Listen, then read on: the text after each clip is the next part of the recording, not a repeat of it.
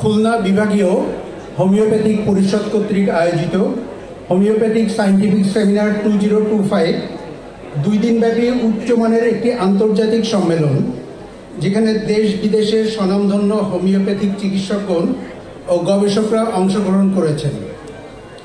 Homeopathic আধুনিক বিজ্ঞানভিত্তিক প্রয়োগ ও নতুন নতুন দৃষ্টিভঙ্গি নিয়ে এই সেমিনারে বিভিন্ন আলোচনা হচ্ছে এবং আগামীকাল পর্যন্ত হবে। এই সম্মেলনটি শুধু জ্ঞান বিনিময়ের একটি মাধ্যম না, বরং হোমিওপ্যাথিক চিকিৎসা বিজ্ঞানের ভবিষ্যৎ দিগন্ত উন্মোচনে এটি একটি গুরুত্বপূর্ণ ভূমিকা পালন করবে বলে আমি বিশ্বাস করি। সম্মেলনের এই গুরুত্বপূর্ণ পর্বে আমি ডক্টর মোহাম্মদ হাসানুজ্জামান আমাকে কিঞ্চিত সুযোগ দেওয়ার জন্য উপস্থিত সম্মানিত সভাপতি, সকল আয়োজক এবং কর্তৃপক্ষের প্রতি কৃতজ্ঞতা জানিয়ে শুরু করছি। অত্যন্ত প্রাসঙ্গিক ও সময় উপযোগী একটা বিষয়, autism spectrum disorder, homeopathic approach to autism care and support. আজকের আলোচনা ও প্রেজেন্টেশনে হোমিওপ্যাথিক চিকিৎসার মাধ্যমে অটিজমের চিকিৎসা ব্যবস্থাপনা, ভবিষ্যৎ সম্ভাবনা, বাস্তব অভিজ্ঞতা এবং গবেষণালব্ধ ফলাফল নিয়ে অত্যন্ত সুস্পষ্ট আলোচনা হবে ইনশাল্লাহ। এই বিষয়ে আপনাদের সামান্য মনোযোগ ও আগ্রহ দেশ ও জাতির কল্যাণ তথা হোমিওপ্যাথির অগ্রযাত্রাকে ত্বরান্বিত করবে।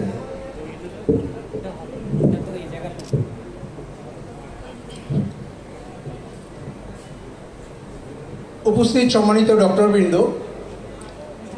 অটিজম সম্পর্কে আমরা সবাই মোটামুটি একটা ভালো ধারণা রাখি।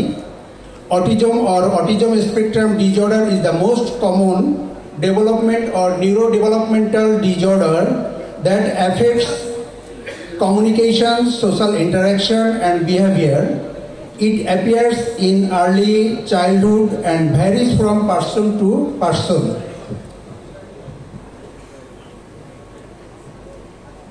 It a change.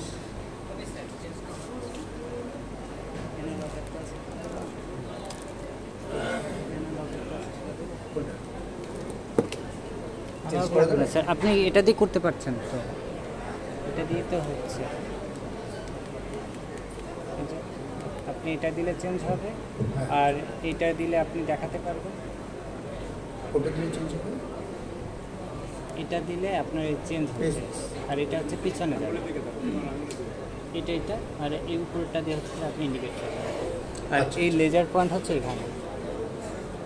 ওকে,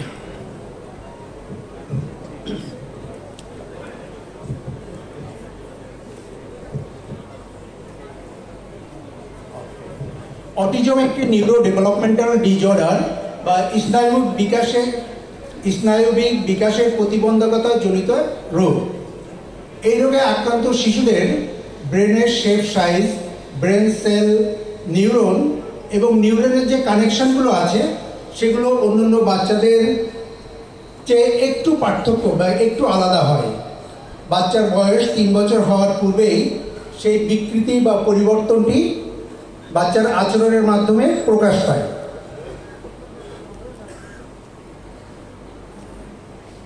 এটার ইংরেজি ফন্ট আসে না তো, এটা ঠিক করতে হবে।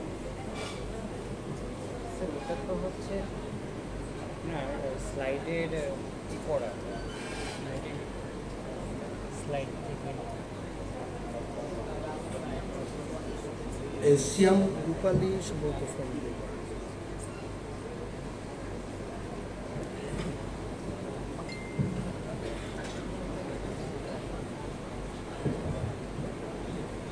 অটিজমে আক্রান্ত শিশুদের মধ্যে কেউ কেউ দেরিতে কথা বলতে শিখতে পারে, কেউ কেউ কথা কম বলতে পারে, অন্যদের সাথে কমিউনিকেশন বা সামাজিক আচরণে দুর্বল হতে পারে।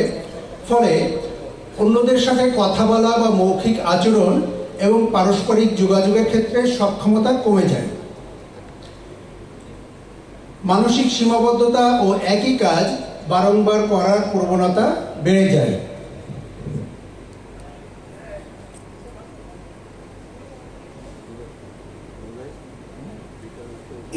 Statistics: অর্থাৎ সারা বিশ্বে অটিস্টিক রোগের প্রবণতা কেমন?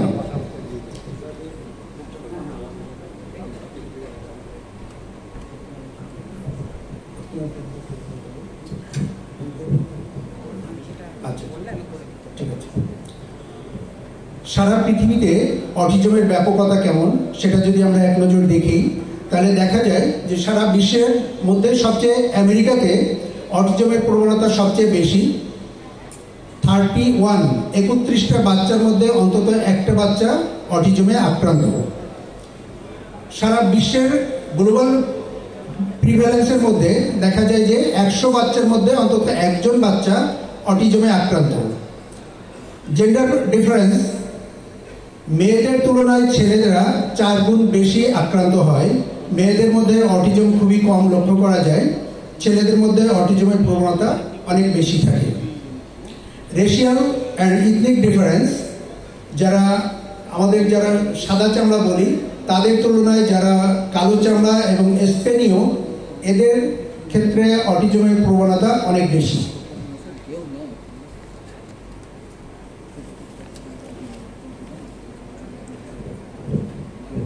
অটিজম এই রোগটা অনেক পূর্ব থেকে হয়তোবা ছিল, কিন্তু এটার প্রথম আমরা অটিজম সম্পর্কে ধারণা পাই 1940 সালে। ডক্টর অ্যাসপারগার প্রথম অটিজম সম্পর্কে একটি রোগের কথা উল্লেখ করেন। এর আগে অটিজম সম্পর্কে কোনো ধারণা চিকিৎসা বিজ্ঞানীদের কাছে ছিল না।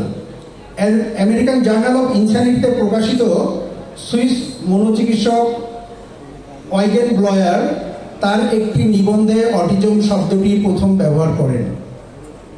1943 সালে যুক্তরাষ্ট্রের জন হপকিন্স হাসপাতালের মনোচিকিৎসক ডক্টর লিউ ক্যানার সর্বপ্রথম 11টি মানসিক ব্যাধিগ্রস্ত শিশুর আক্রমণাত্মক ব্যবহার এবং অন্য মানুষের সাথে সম্পর্ক স্থাপন বা যোগাযোগের ঘাটতি দেখে এই রোগটিকে তিনি অটিজম নামে চিহ্নিত করেন।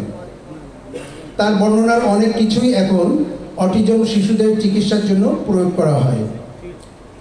1980 সালের পর থেকে অটিজম আক্রান্ত রোগীর সংখ্যা বেড়েই চলেছে।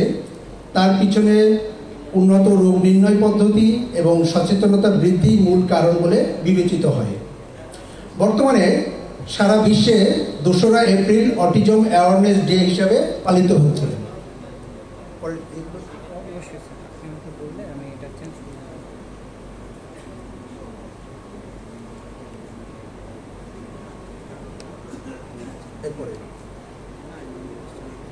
আপনি আলোচনা করতেছেন এর মাঝখানে, তো আমি আবার চেঞ্জ করে এডিট করে দিচ্ছি। আমাকে 2-5 মিনিট দিলে আমি সব ফর্ম কটা চেঞ্জ করে দিচ্ছি। আপনি কথা বলেন, আপনি যেটা কথা বলছেন ওইটা কথা বলেন। বলার সাথে যদি ছবিগুলো না আসে তাহলে সেটা একটু দেরি করেন। আপনার ফর্মগুলো তো ইংলিশ বাংলায় করার কারণে কিছুটা পরিবর্তন হয়েছে। দেখে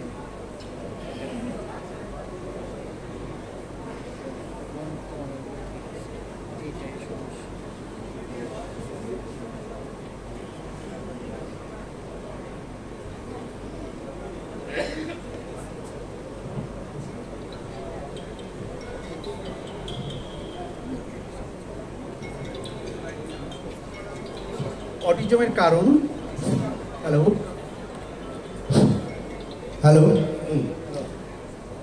অটিজমের কারণ, causation of autism. According to modern medicine, the actual cause of autism is still unknown. এখনো মডার্ন মেডিসিন জানে না, চিকিৎসা বা গবেষণা এখনো প্রমাণিত হয়নি যে কি কারণে কিভাবে অটিজম শিশু বাচ্চা তৈরি হয়।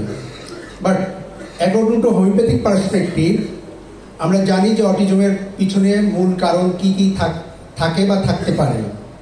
অ্যাকর্ডিং টু হোমিওপ্যাথিক পার্সপেক্টিভ অটিজমের মূল কারণ হলো miasmatic influence. Miasm is the main root cause or fundamental cause of all chronic diseases. আমাদের শ্রদ্ধেয় ডক্টর ফারুকুল্লাহ স্যার ওনার বক্তব্যে কিন্তু একটু আগে আপনাদেরকে বলে দিয়ে গেছেন যে এই ধরনের ক্রনিক ডিজিজের পিছনে যে মূল কারণ থাকে সেগুলো কারণ ফান্ডামেন্টাল যে কজ থাকে সেটা হলো মায়োজম। তো autism is the mixed miasmatic state, অনেকগুলো মায়োজম একসাথে মিলেই, যেটা স্যার আলাপ করে গিয়েছেন, আলোচনা করেছেন, অনেকগুলো মায়োজম একসাথে মিলেই এই ধরনের ক্রনিক বা জটিল একটা অবস্থা তৈরি করেন। অটিজমের মধ্যে মূলত প্রাধান্য থাকে সোরা, সাইকোসিস, সিফিলিস এবং টিউবারকুলার মায়োজমের। যদি সোরার প্রাধান্য বেশি থাকে তাহলে অটিজম লক্ষণের মধ্যে হাইপার সেন্সিটিভিটি, ডেভেলপমেন্টাল ডিলে এবং সেন্সরি প্রবলেম বেশি লক্ষ্য করা যায়। যদি সাইকোটিক মায়োজমের প্রাধান্য বেশি থাকে তাহলে সেক্ষেত্রে রিপিটেটিভ বিহেভিয়ার, রিজিডিটি এবং ডেভেলপমেন্টাল রিগ্রেশন এটার প্রাধান্য লক্ষ্য করা যায়। যদি অটিজম বাচ্চার ক্ষেত্রে সিফিলিটিক মায়োজমের প্রাধান্য বেশি থাকে তাহলে সেই বাচ্চাদের মধ্যে destructive tendency, severe speech and cognitive disorder লক্ষ্য করা যায়।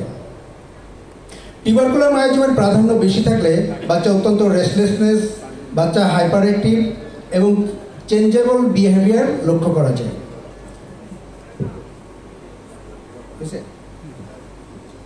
চলে আসুন জেনেটিক হেরিডিটি পজিশনের মধ্যে। ঠিক আছে, পরে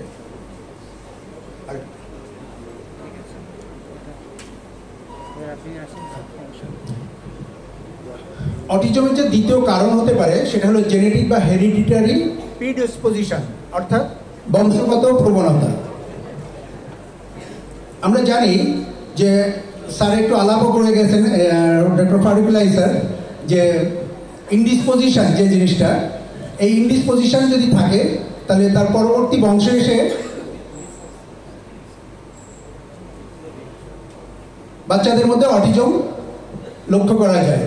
in family history shows chronic diseases like allergy, asthma, epilepsy, psychiatric illness and cancer, that miasmatic load passes into the child and increase the risk of autism. যদি ফ্যামিলি হিস্ট্রিতে এই ধরনের রোগগুলো বেশি বেশি দেখা যায় তাহলে সেই ফ্যামিলির পরবর্তী জেনারেশনের ক্ষেত্রে অটিজম হওয়ার চান্স বেশি থাকে। সাপ্রেশন অফ অ্যাকিউট ডিজিজেস, অর্থাৎ তরুণ রোগের অবদমন।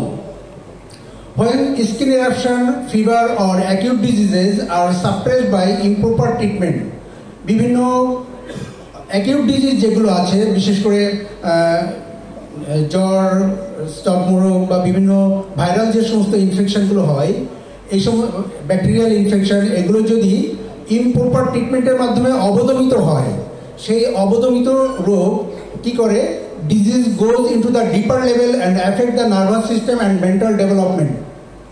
That causes autism symptom. যদি এই সমস্ত অ্যাকিউট ডিজিজের অবদমিত চিকিৎসা হয়, সাপ্রেশন হয়, তাহলে পরবর্তীতে সেখানে অটিজম ডেভেলপ করতে পারে।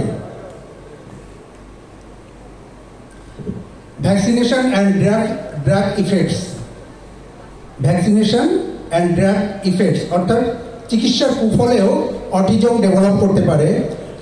Many homeopaths believe that early vaccinations, antibiotics or strong allopathic medicine disturbs child's vital force.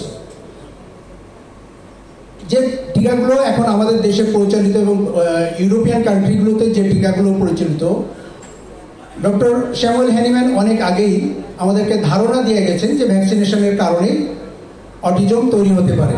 Vaccination is the main cause of autism. তো এই ধরনের ভ্যাকসিনগুলো কি করে, এগুলো অটিজমের প্রবণতা তৈরি করে দেয়। বিশ্বের স্বাস্থ্য খাতের ইতিহাসে গত 22শে অক্টোবর 2025 এক বিরাট ফাটাফাটি ব্যাপার হয়ে গেছে।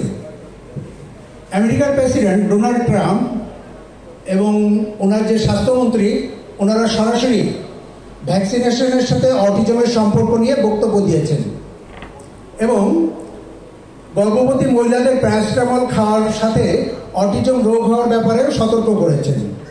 বর্তমানে আমেরিকার একটা বাচ্চা 16টি ভ্যাকসিনে মোট 72টি টিকা গ্রহণ করে তার বয়স 18 বছর হওয়ার আগেই। এইসব ভ্যাকসিনে থাকা অ্যালুমিনিয়াম এবং মার্কারির সাথে অটিজমের সম্পর্ক রয়েছে। ডোনাল্ড ট্রাম্প আরও বলেছেন যে অটিজমের জন্য জেনেটিক ফ্যাক্টর খোঁজার পরিবর্তে তোমরা এনভায়রনমেন্টাল কজ কি কি আছে সেগুলোর দিকে বেশি মনোযোগ দাও।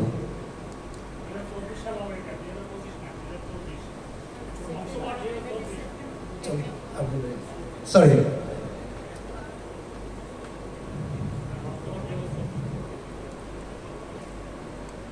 অটিজম হওয়ার আরো কিছু কারণ আছে। এনভায়রনমেন্টাল অ্যান্ড ইপিজেনেটিক ফ্যাক্টর, অর্থাৎ পরিবেশগত বা ইপিজেনেটিক কারণ। কি কি কারণে হতে পারে সেগুলো: ডিউরিং প্রেগন্যান্সিতে যদি মায়ের মানসিক স্বাস্থ্য খারাপ থাকে, মা যদি অনেক স্ট্রেসের মধ্যে, অনেক দুঃখের মধ্যে বা ইমোশনাল শকের মধ্যে চলে যায়, তাহলে মায়ের ভিতরে যে নিউরোকেমিক্যাল যে চেঞ্জ হয় সেটা তার মধ্যে যে ইনডিসপোজিশন তৈরি করে, সেটা বাচ্চার ক্ষেত্রে এসে অটিজম তৈরি করতে পারে। ডিএনএ মেথিলেশন হতে পারে, অতিরিক্ত বয়সে যাদের বিয়ে শাদী হয় তাদের ক্ষেত্রে এটা হতে পারে। Heavy metals, mercury, lead, arsenic, chemical poisoning, air pollution, toxic exposure, unhealthy diet, এগুলো অটিজমের কারণ হিসেবে বিবেচিত হয়। এছাড়াও কোনো বাচ্চার যদি আর্লি লাইফ ট্রমা, স্ট্রেস এবং পিটিএসডি থাকে, পোস্ট ট্রমেটিক স্ট্রেস ডিসঅর্ডার থাকে, তাহলে তার ক্ষেত্রেও অটিজম ডেভেলপ করতে পারে। দিস ফ্যাক্টরস, এই ফ্যাক্টরগুলো কিভাবে অটিজম তৈরি করে? This factor can weaken constitution and vital force. এই ফ্যাক্টরগুলো বাচ্চার ক্ষেত্রে তার কনস্টিটিউশনকে পরিবর্তন করে দেয় এবং ভাইটাল ফোর্সকে দুর্বল করে দেয়, ফলে তার মধ্যে অটিজম হওয়ার প্রবণতা আরও বেড়ে যায়। Disturbance of vital force during প্রেগন্যান্সিতে এসে ভাইটাল ফোর্সের আরও কী কী ব্যাঘাত ঘটতে পারে সেগুলো হলো: mental stress, suppressed illness or strong drug during pregnancy disturb the vital force of the foetus. মা যদি অনেক স্ট্রেসে থাকে এবং গর্ভাবস্থায় যদি অনেক কড়া অ্যান্টিবায়োটিক, স্টেরয়েড বা অন্য কোনো ক্ষতিকারক ঔষধ বেশি বেশি গ্রহণ করে, এই ক্ষতিকারক ঔষধগুলো বাচ্চার ক্ষেত্রে তার ডেভেলপমেন্টাল ডেভিয়েশন তৈরি করে এবং সেখান থেকে বাচ্চার অটিজম তৈরি হতে পারে। এছাড়াও গর্ভকালীন আরও কিছু ঝুঁকি আছে, যেগুলোর মধ্যে rubella virus, valproic acid, alcohol, cocaine, insecticide, pesticide, aluminium poisoning, lead poisoning, fetal maldevelopment and some autoimmune disease are also responsible for autism. তাহলে অটিজমের কারণ সম্পর্কে আমরা মোটামুটি একটি ধারণা পেলাম। পৃথিবীর বিখ্যাত একজন সায়েন্টিস্ট ডক্টর হ্যারিস কুল্টার তার খুব নামকরা যে বই vaccination, social violence and criminality বইয়ে উল্লেখ করেছেন, probably 20% of American children suffer from developmental disorder and the first victim of the medical assault on the American brain is the autism. অর্থাৎ আমেরিকার প্রায় 20% শিশু আজ বিকাশজনিত ব্যাধিতে ভুগছে। তারা বিভিন্ন নিউরো ডেভেলপমেন্টাল ডিজিজে ভুগছে। তার মূল কারণ উনি গবেষণা করে পেয়েছেন, আমেরিকান মস্তিষ্কের উপরে চিকিৎসাগত আঘাতের চিকিৎসার কুফলে সব যে রোগগুলো তৈরি হচ্ছে তার সবচেয়ে বড় শিকার হলো অটিজম।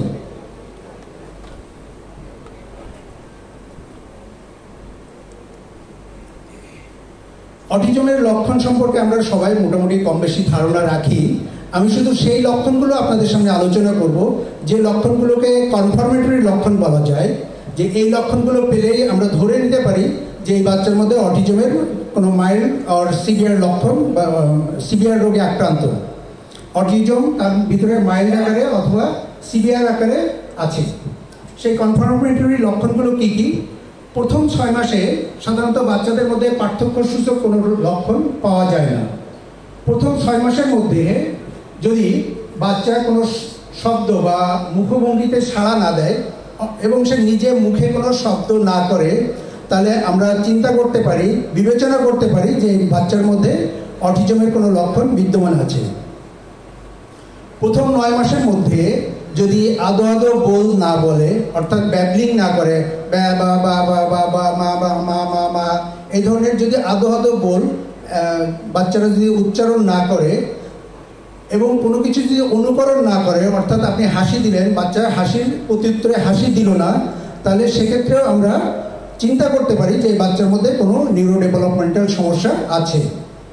পরবর্তীতে 12 মাস পর্যন্ত যদি আমরা বাচ্চার দিকে খেয়াল করি, তাহলে দেখব যে এই বাচ্চা মানুষের চোখে চোখ রেখে কথা বলছে না। অর্থাৎ আপনি যদি তার সাথে কথা বলেন, সে আপনার চোখের দিকে আই কন্ট্যাক্ট করে কথা বলবে না, সে অন্যদিকে তাকায় তার মতো করেই থাকবে। আদর করলে আদরে সাড়া না দেওয়া, আবেগ প্রকাশের ক্ষেত্রে বিভিন্ন অঙ্গভঙ্গি না নাড়ানো, এবং বাচ্চার নাম ধরে যদি আপনি ডাকেন তাহলে সে ডাকে আপনার দিকে মানে তাকাতেও পারে, নাও তাকাতে পারে, এবং সে ডাকে সাড়া নাও দিতে পারে। এই ধরনের লক্ষণগুলো যদি আমরা 12 বছরের মধ্যে কোনো বাচ্চার মধ্যে আমরা দেখতে পাই, তাহলে অবশ্যই সেই বাচ্চার মধ্যে অটিজম আছে কি না সেটার জন্য আমাদেরকে পরীক্ষা নিরীক্ষা করে কনফার্ম হওয়া উচিত। এরপরে 16 মাস পর্যন্ত যদি আমরা খেয়াল করি তাহলে দেখবো যে এই ধরনের বাচ্চারা একটা মুখ দিয়ে একটা শব্দ তারা উচ্চারণ করছে না, যদিও করে তাহলে সেটা সিঙ্গেল একটা ওয়ার্ড, কোনো একটা পুরো সেন্টেন্স সে উচ্চারণ করছে না, হয়তো বা সিঙ্গেল কোনো ওয়ার্ড উচ্চারণ করছে। হয়তো সে সারাদিনে 10টা কি 12টা ওয়ার্ড উচ্চারণ করে, তার মধ্যে হতে পারে দাদা, মাম্মা, বাবা, পানি পানি পানি, শুধু এরকম সিঙ্গেল কিছু ওয়ার্ড সে উচ্চারণ করছে 16 মাস বয়সে এসে। হয় যেখানে আমাদের দেশে বাচ্চারা মোটামুটি 10 মাসের মধ্যেই কথা বলা শিখে যায়, এ ধরনের কথাগুলো বলা শিখে যায়, কিন্তু যারা অটিজমে আক্রান্ত বাচ্চা তারা 16 মাসে এসেও এরকম ছোট 2-1টা ওয়ার্ডের বেশি, এবং তার শব্দ ভাণ্ডারের সংখ্যা খুবই কম, হয়তো 10-15-20টা এই ধরনের শব্দ সে উচ্চারণ করতে পারে। এবং এই ধরনের বাচ্চা কোনো প্রকার খেলাধুলা বা কোনো প্রকার ইন্টারাকশন করে না। 18 মাস যদি কোনো বাচ্চাকে আমরা পাই তাহলে দেখব যে সে কাউকে বিশ্বাস করতে পারে না, অন্য বাচ্চাদের সাথে সে খেলে না, সে নিজের জগতের মধ্যেই থাকে এবং আপন পর পার্থক্য করতে পারে না, ভার্বাল বা নন ভার্বাল কমিউনিকেশনে সে কোনো সাড়া দিতে পারে না। তাহলে এই ধরনের বাচ্চা যদি বয়স 18 মাস হয়ে যায় তখনও তার মধ্যে এই যে শুধু মা এবং বাবা ছাড়া হয়তো সে আর কারো কাছে যেতে চায় না, কারো কোলে যেতে চায় না, গেলেও সে থাকবে না, সে সাথে সাথে ছুটে চলে আসবে অথবা কান্নাকাটি করবে, হ্যাঁ, সে অন্য কাউকে সে বিশ্বাস করতে পারে না। যদি আমরা 2 বছর পর্যন্ত এই ধরনের একটা বাচ্চার দিকে খেয়াল করি তাহলে দেখবো এই ধরনের বাচ্চারা 24 মাসে একটা সেন্টেন্স সে কমপ্লিটলি বলতে পারে না, যেমন আমি বেড়াতে যাব, এই কথাটা সে বলতে পারে না। সে হয়তো কি বলবে আপনাকে, খুব বেশি বললে সাফা বেড়াবে, সাফা বেড়াবে, হয়তো তার নাম সাফা, সে বলবে যে সাফা বেড়াবে, সাফা বেড়াতে যাবে, এই সেন্টেন্সটা সে গুছিয়ে ঠিক করে সে বলতে পারে না। সবার সাথে মৌখিক যোগাযোগ না করা বা শব্দ ব্যবহার করে যোগাযোগ না করা, মুখে কথা না বলে শুধু ইশারা ইঙ্গিতে বোঝানোর চেষ্টা করা। দেখবেন যে এই ধরনের বাচ্চারা সে আপনাকে এরকম করে আপনাকে সে ইন্ডিকেট করছে যে তার পানি দরকার, কিন্তু সে বলতে পারবে না যে আমাকে পানি দাও বা আমার পিপাসা পেয়েছে, আমি পানি খেতে চাই। এই কথাগুলো না বলে সে আপনার হাত ধরে টেনে নিয়ে দেখাবে,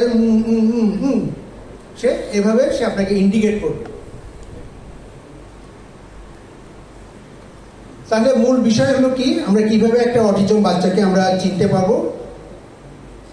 কথা বলার সময় সে চোখে চোখ রেখে কথা বলবে না, কথা বলে না, বারবার একই কথা বা একই প্রশ্নের পুনরাবৃত্তি করে, হঠাৎ করে অতিরিক্ত কান্না বা চিৎকার করে, বিশেষ করে ছোটখাটো বা কোনো তুচ্ছ কারণে। এই ধরনের বাচ্চারা উজ্জ্বল আলো, অতিরিক্ত শব্দ বা ভিড় সহ্য করতে পারে না এবং ব্যথা বা আঘাতে তারা তেমন কোনো প্রতিক্রিয়া দেখায় না। এই ধরনের বাচ্চাদের মধ্যে খুব ছোটখাটো জিনিসের প্রতি অতিরিক্ত আগ্রহ দেখা যায়, যেমন একটা হ্যাঙ্গার, জাস্ট কাপড় ঝুলানো একটা হ্যাঙ্গার নিয়ে এই ধরনের একটা বাচ্চা সারাদিন খেলতে পারে, 2 ঘন্টা 4 ঘন্টা 6 ঘন্টা শুধু একটা হ্যাঙ্গার নিয়ে সে খেলতে থাকতে পারে। অন্য কোনো আবার কিছু কিছু জিনিসের প্রতি এই ধরনের বাচ্চাদের স্বাভাবিক জিনিস কিন্তু তারা অতিরিক্ত ভয় পেতে পারে, যেমন ফ্যানের শব্দ, ব্লেন্ডারের শব্দ অথবা প্রেসার কুকারের শব্দ, এগুলোতে তারা ভয়ানক ভয় পায়। এই ধরনের বাচ্চারা সবসময় তাদের নিজস্ব কল্পনার জগতে ডুবে থাকে, সারাদিন একা একা খেলা করবে, একা একাই ঘুরবে, হ্যাঁ, তাদের কোনো বন্ধু বান্ধব থাকে না বা বাইরের জগতের সাথে তাদের কোনো ইন্টারাকশন থাকে না। বাসায় কে আসলো, কে গেল, কে মেহমান, কে খালা, কে মামা, এদের এই সম্পর্কে তাদের কোনো ধারণা বা আগ্রহই থাকে না। সামাজিকভাবে তারা নিজেকে মানিয়ে নিতে খুব কষ্ট হয় তাদের। অন্যান্য বাচ্চাদের সাথে একসাথে খেলা করা, বেড়ানো, সংঘবদ্ধভাবে কিছু করা এই ধরনের বাচ্চাদের প্রতি টোটালি অসম্ভব। বয়স অনুযায়ী তাদের বিচার বিবেচনার ক্ষমতা অনেক কমে যায়, কম থাকে। এরপরেও যদি এই লক্ষণগুলো দিয়েই আমরা কিন্তু একটা অটিজম বাচ্চার নিশ্চিত ডায়াগনোসিস করতে পারি। এই লক্ষণগুলো সাধারণ বাচ্চাদের মধ্যে থাকবে না, শুধু অটিস্টিক বাচ্চাদের মধ্যে, অটিজমে আক্রান্ত বাচ্চাদের মধ্যেই শুধু এই ধরনের লক্ষণগুলো আমরা খেয়াল করতে পারি। এরপরেও যদি আমরা ডায়াগনোসিস কনফার্ম করতে না পারি, তাহলে কিছু উপায় আছে। এটা প্যাথোলজিক্যাল টেস্টে খুব বেশি পাওয়া যাবে না, তারপরেও কিছু উপায় আছে যে উপায়ে আমরা ডায়াগনোসিস কনফার্ম করতে পারি যে বাচ্চাটা কতটা অটিজমে আক্রান্ত, তার অটিজমের মাত্রাটা কেমন, মাইল্ড, মডারেট, সিভিয়ার কেমন, সেটা আমরা নিশ্চিত করতে পারি। কিভাবে? কিছু ক্লিনিক্যাল পর্যবেক্ষণ আছে যেগুলো আমি এতক্ষণ আলোচনা করলাম। এগুলোর মাধ্যমে দ্বিতীয়ত একটা এমচার্ট কোশ্চেনিয়ারিজ আছে, যেখানে 21টা প্রশ্ন আছে। এই প্রশ্নগুলোর উত্তর বাচ্চার সাথে মেলানো গেলে বা মেলাতে পারলে বিচার করা যাবে যে এই বাচ্চা কি ধরনের অটিজমে আক্রান্ত। এরপরে যদি প্রয়োজন হয় তাহলে আমরা কোনো শিশু বিশেষজ্ঞ বা মনোবিজ্ঞানীর সাহায্য নিয়ে আমরা নিশ্চিত করতে পারি যে এই বাচ্চার মধ্যে অটিজম আছে কিনা এবং থাকলে সেটা কোন লেভেলের আছে।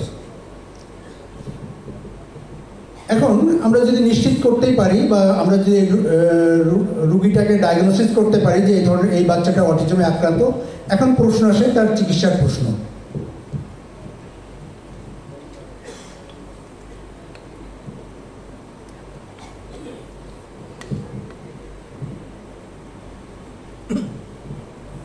অটিজমের হোমিওপ্যাথিক চিকিৎসা। অ্যালোপ্যাথিতে এখনো পর্যন্ত অটিজমের জন্য ভালো কোনো চিকিৎসা নাই, আবিষ্কারই হয়নি। সারা পৃথিবীতে এটা একটা বার্নিং কোশ্চেন, জ্বলন্ত সমস্যা অটিজমে আক্রান্ত বাচ্চা নিয়ে।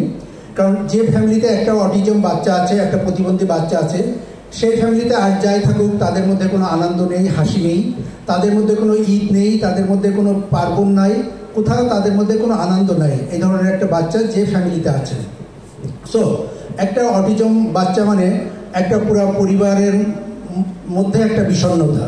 তো এই ধরনের একটা বাচ্চা যদি আমাদের চিকিৎসায়, হোমিওপ্যাথির চিকিৎসায় যদি কিছুটা হলেও ইমপ্রুভ করে, তাহলে সেটা সেই পরিবারের জন্য অনেক বড় একটা আশীর্বাদ। সেই বাচ্চার জন্য তো অবশ্যই, কারণ তার মধ্যে যদি কিছুটা সক্ষমতা ডেভেলপ করে, তাহলে তার নিজস্ব যে লাইফ স্টাইল, সে অনেক কিছু জানে না, বুঝে না, সেটার সাথে সাথে সেই পরিবার অনেক একটা মানসিক প্রশান্তি লেভেলে চলে আসবে। তো আমরা চিকিৎসা নিয়ে একটু আলোচনা করি। আপনারা জানেন যে অন্য সাধারণ 10টা রুগীর মতোই মোটামুটি হোমিওপ্যাথির সব চিকিৎসায় একই ধরনের, কোনো স্পেশালিটি খুব বেশি নাই। তারপরেও একজন অভিজ্ঞ হোমিওপ্যাথ যদি অটিজমের চিকিৎসা করতে চায়, তাহলে সেটা কীভাবে করবেন? উনি প্রথমে একটা কেস টেকিং করবেন। সেই কেস টেকিংয়ে উনি যে জিনিসগুলো গুরুত্ব দিবেন, সেই জিনিসগুলো শুধুমাত্র আমি আপনাদের সামনে তুলে ধরতে চাই। প্রথমত, হোমিওপ্যাথিক চিকিৎসায় অটিজমকে সরাসরি রোগ হিসাবে বিবেচনা না করে একটি ব্যক্তিকেন্দ্রিক মানসিক ও শারীরিক ভিন্ন অবস্থান হিসেবে বিশ্লেষণ করা। আমাদের রেপার্টরিতে সরাসরি অটিজম নিয়ে একটা রুব্রিকও আছে এবং তার সাথে 7টা মেডিসিনও দেওয়া আছে।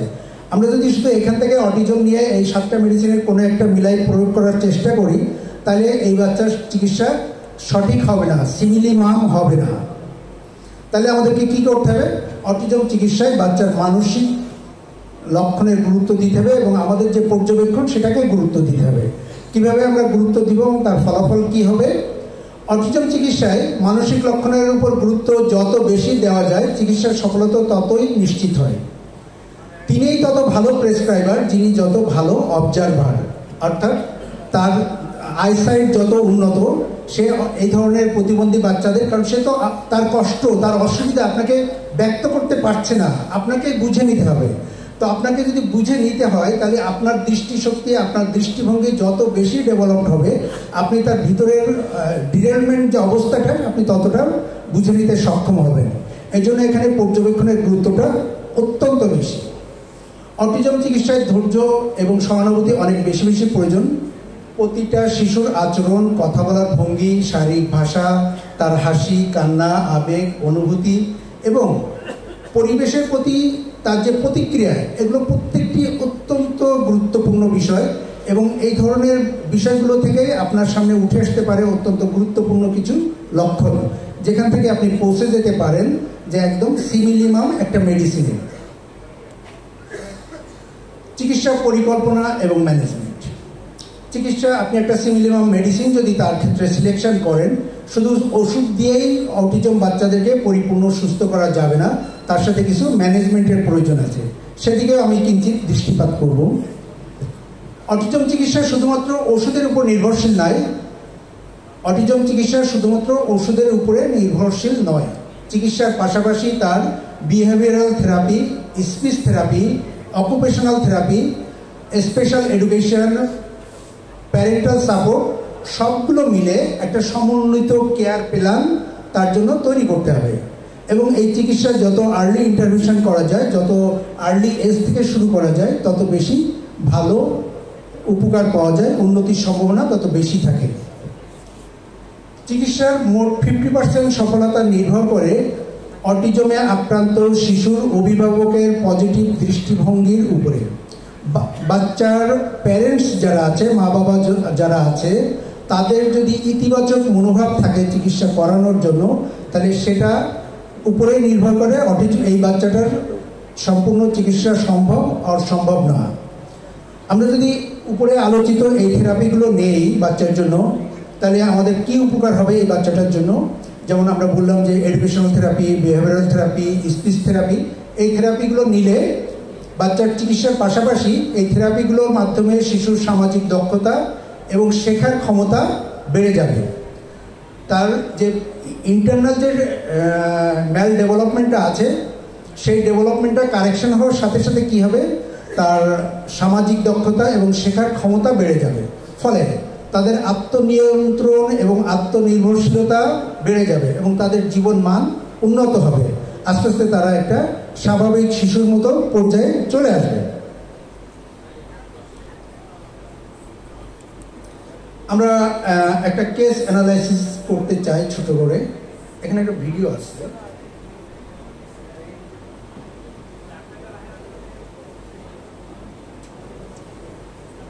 আপনারা একটু খেয়াল করুন। সাউন্ড কি খেলতে ভালো লাগে?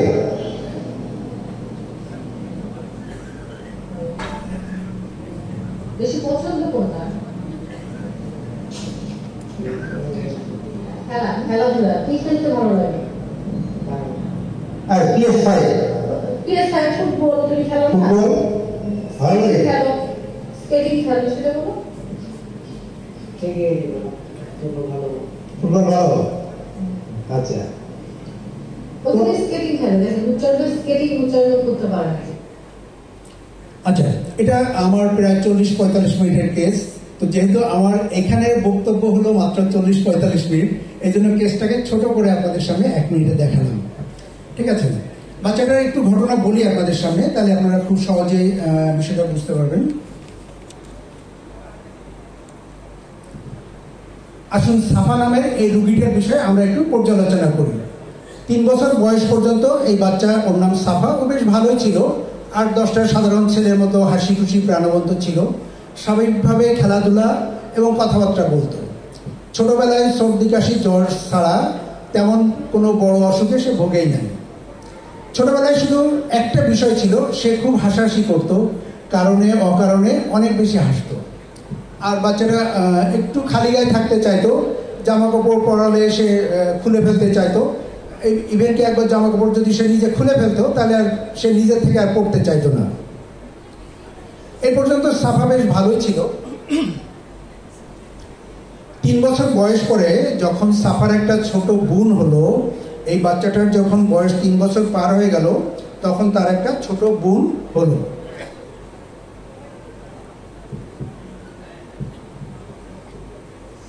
তখন থেকেই সাফা আস্তে আস্তে পরিবর্তন হওয়া শুরু করলো। কি পরিবর্তন হলো? সে কেমন যেন আগের চাইতে একটু বেশি রাগী, জিদি ও হিংসুটে হয়ে গেল।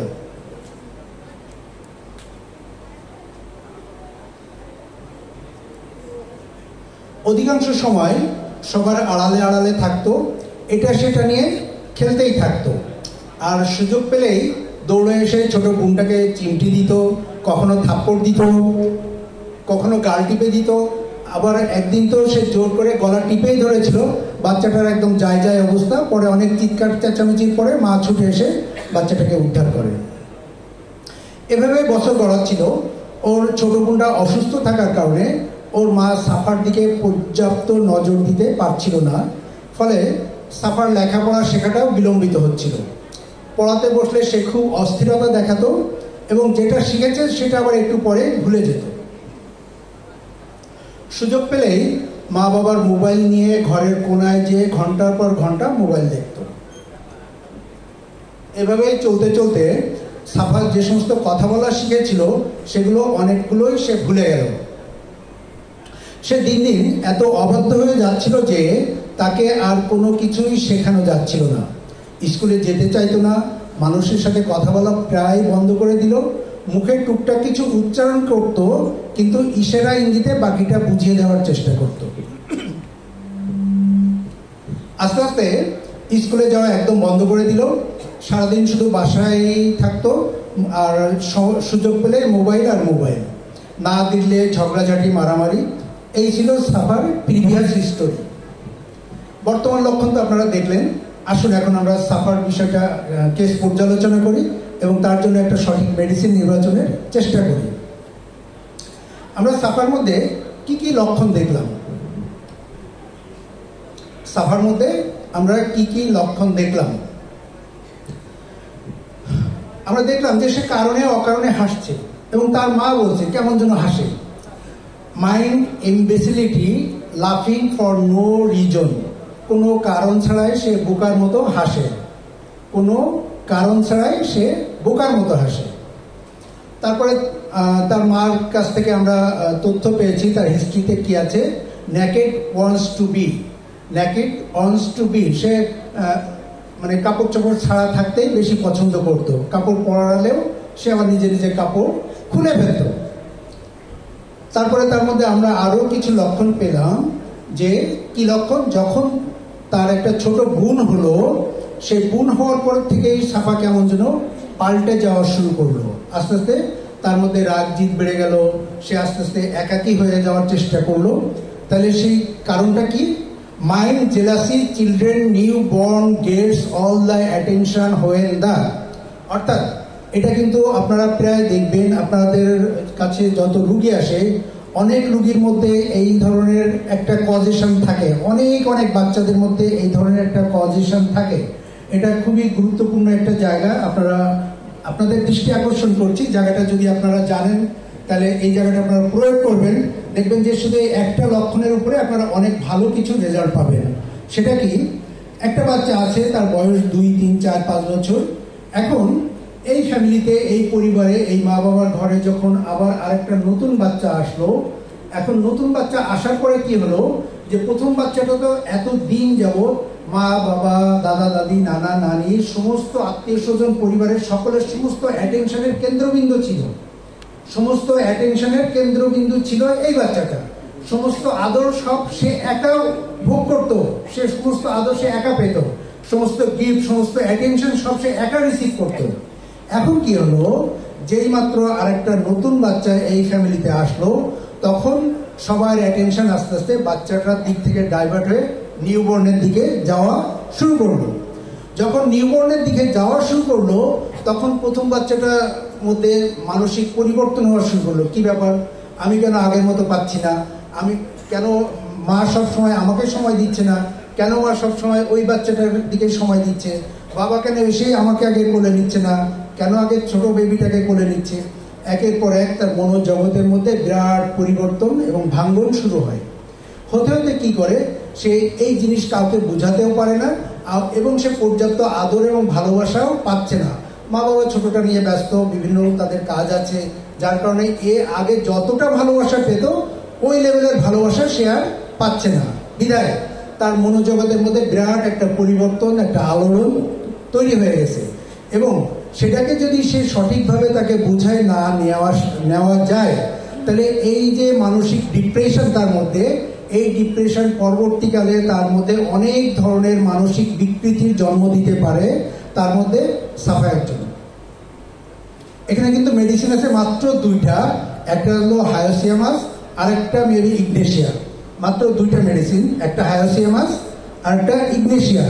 যদি আপনারা এই ধরনের পজিশন পান, যে ছোট বাচ্চা আসার পরে থেকে তার মধ্যে কেমন পরিবর্তন হওয়া শুরু করেছে, আপনারা অবশ্যই এই দুইটা মেডিসিন এবং এই রুব্রিকটার কথা চিন্তা করবেন। দেন আমরা সাফার মার কাছ থেকে আরো একটা হিস্ট্রি পেয়েছি যে একদিন সে ছোট বাচ্চাটাকে এমন করে গলা টিপে ধরেছিল যে তার নিঃশ্বাস প্রায় বন্ধ হয়ে যাচ্ছিল। কেন? কারণ এই বাচ্চাটাই তার শত্রু, ওর কারণে সে আদর ভালোবাসা থেকে বঞ্চিত হচ্ছে, আদর ভালোবাসা পাচ্ছে না। এই জন্য সে বাচ্চাটার গলা টিপে ধরছিল। কেন? তাকে মেরে ফেলার জন্য।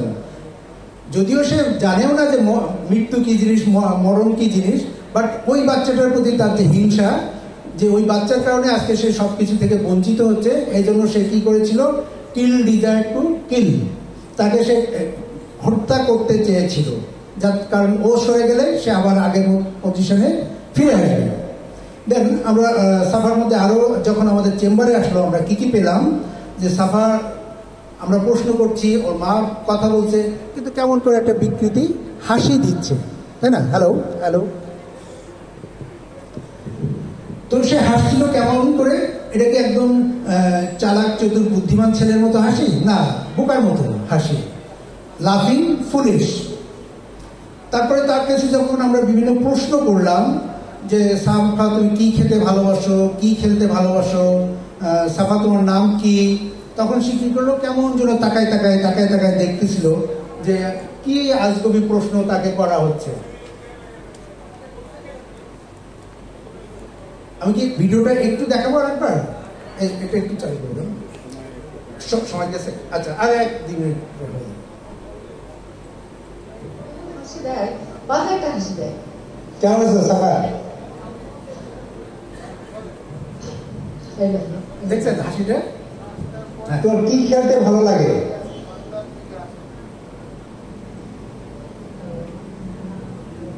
বেশি পছন্দ কোনটা? খেলাধুলা কি খেলতে ভালো লাগে? আর PS5 ফুটবল তুমি খেলো? ফুটবল ভালো লাগে? খেলো, স্কেটিং খেলো, সেটা বলো। তো এই ছিল সাফার কেসটা।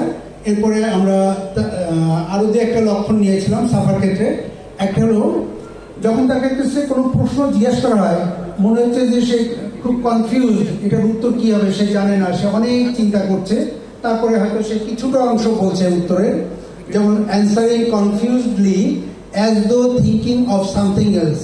সে অনেক কিছু কঠিনভাবে ভাবছে এবং কনফিউজলি সে অল্প টুকটাক করে উত্তর দিচ্ছে। এই ছোট ছোট উত্তর দেওয়ার নাম হলো অ্যান্সারিং মনোসিলেবল ইন, মানে ছোট ছোট উত্তর দেওয়া, হ্যাঁ নার মধ্যে সীমাবদ্ধ থাকা। নেক্সট আমরা যে রুব্রিকটা তাকে নিয়েছিলাম, মাইন্ড লাফিং লুডিকুরাস এভরিথিং সিমস, মানে সে যা দেখে তার কাছে মনে হয় এটাই হাসির একটা উপকরণ, সবকিছু তার কাছে হাস্যকর মনে হয়, এবং লাফিং সিলি। এই রুব্রিকগুলো নিয়ে আমরা সাফার জন্য ওষুধ নির্বাচন করেছিলাম হায়াসিয়ামাস 0/1, 0/2, 0/3, 0/4 দেওয়ার পরে তারপরে সাফার বর্তমান অবস্থা। পড়াশোনা হচ্ছে? আচ্ছা, আয়সাকে মাইক দিচ্ছ? গুড। ছোট কোনটাকে? আর মাইক দেয় না, নাম লেখো।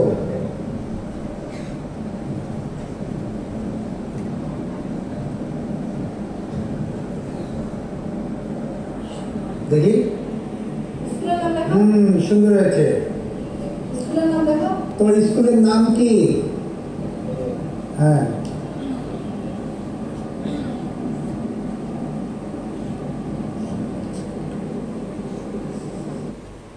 ওকে, আপনারা দেখলেন তো অটিজম আসলে এটা কোনো রোগ না, এটা এক ধরনের মানসিক এবং স্নায়বিক বিকৃতি। সঠিক হোমিওপ্যাথিক চিকিৎসার মাধ্যমে এই ধরনের রোগীর চিকিৎসা সম্ভব এবং ভালো হয়ে যাওয়া সম্ভব।